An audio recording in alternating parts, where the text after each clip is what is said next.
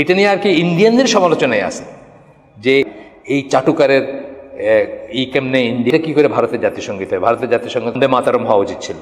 British রাজা আসছে তার উনি দেবতার পর্যায়ে নিয়ে গেছে। রবীন্দ্রনাথ নিয়ে একটা আছে, দেখছেন কি নাম যায় না, রবীন্দ্রনাথ কিন্তু ইন্ডিয়ার লিখছেন জাতীয় সঙ্গীত, আমাদেরও জাতীয় সঙ্গীত, ইন্ডিয়ার জাতীয় সঙ্গীত। ওইখানে উনি যেটা বলছেন যে জনগণ মন অধিনায়ক জয় হে ভারত ভাগ্য বিধাতা, উনি কিন্তু এটা একটা পার্সনকে বলছেন।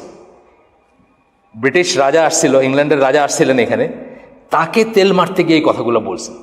অথচ রবীন্দ্রনাথ কত বড় একটা পার্সোনালিটি ছিলেন। এটা নিয়ে ইউটিউবে একটা আছে, আপনারা দেখতে পারেন, সাম দীক্ষিত একজনের লেখা, যে এই চাটুকারের কেমনে ইন্ডিয়া জাতীয় সঙ্গীত হয়, বুঝছেন না, এইটা নিয়ে পুরাটা কেন, মানে যে রবীন্দ্রনাথ অনেক বড় মাপের একজন কবি ছিলেন ভাই, স্টিল ওই রাজা, ব্রিটিশ রাজা আসছে তার উনি দেবতার পর্যায়ে নিয়ে গেছে। কথাগুলো খুব দারুণ কথা। জনগণ মন অধিনায়ক জয় হে ভারত ভাগ্য বিধাতা, ভারতের ভাগ্য বিধাতা উনি। আমরা ভাগ্য বিধাতা কারে বলি? একমাত্র আল্লাহকে বলি মুসলিমরা। আচ্ছা ঠিক আছে, ওনাদের দেবতা দেবতা আছে, ওইটা অন্য ব্যাপার, কিন্তু ওই লোককে উনি ভাগ্য বিধাতা বলে ফেলছেন। এটা নিয়ে আর কি ইন্ডিয়ানদের সমালোচনায় আছে যে এইটা কি করে ভারতের হয়। এটা তো খুব ডিসগ্রেসফুল একটা কথা, ডিসগ্রেসফুল একটা লেখা বা একটা গান। এটা কি করে ভারতের জাতীয় সঙ্গীত হয়? ভারতের জাতীয় সঙ্গীত হওয়া উচিত ছিল তার মতে আর কি, ওই লোক যে সমালোচনা করতেছে, বন্দে মাতরম হওয়া উচিত ছিল। কিন্তু এটা কেমনে হয়? এটা তো একটা চাটুকারিতা ছিল। কিন্তু এই চাটুকারিতাটা আসছে কই থেকে?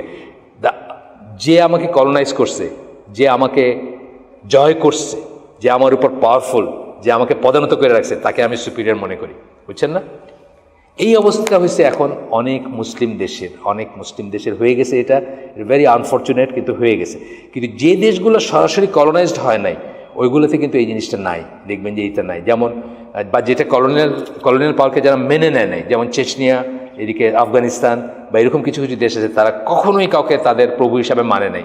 এখনও দেখতেছেন কি হইতেছে এখানে, মানে আফগানিস্তানে দেখতেছেন, তারা জাতিগতভাবে কখনো কাউকে প্রভু হিসাবে বা কলোনিয়াল পাওয়ার হিসাবে বা কাউকে নিজেদের চেয়ে সুপিরিয়র বলে মানে নেই।